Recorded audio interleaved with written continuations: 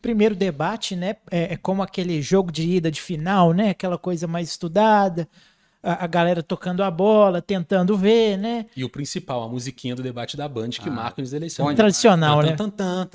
É muito bom.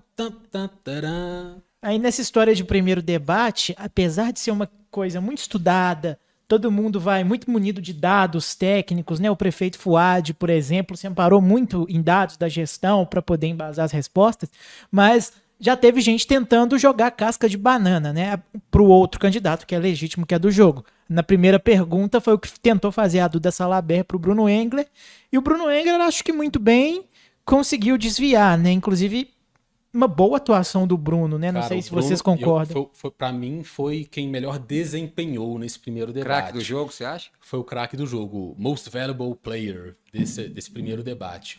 Até por uma questão de expectativas e pelo que entregou, né? A gente tem que fazer essa ponderação. Sim, é claro. Porque a crítica ao Bruno que sempre se fez ele fala muito de bolsonarismo, dessas pautas, muito de comportamento e É um tudo que se coloca, extremista. uma coisa mais extremista. E ontem no debate a gente viu um Bruno Engler mais moderado, né, falando sobre Belo Horizonte, porque era dúvida, né? Ele vai conseguir falar de Belo Horizonte? Eu vou ficar falando de pautas assim mais ideológicas a nível nacional, esse debate nacional de bolsonarismo. Eu considerei que ele foi bem nisso. Ele conseguiu falar de Belo Horizonte, estava ali sabendo falar de números, conseguiu se escapar, como o Guilherme disse, dessas cascas de banana.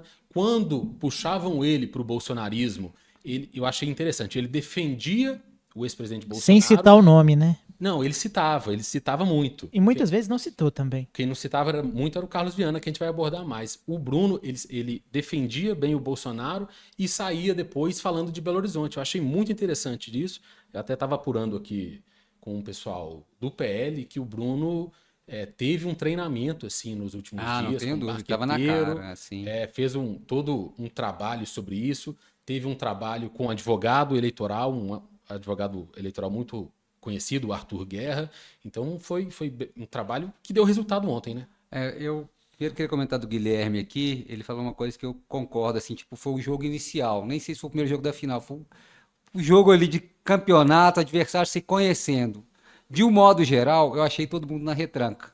Se for para avaliar, Sim. juntando com o jeito mineiro de ser ainda, eu achei todo mundo meio na retranca, meio estudando o adversário.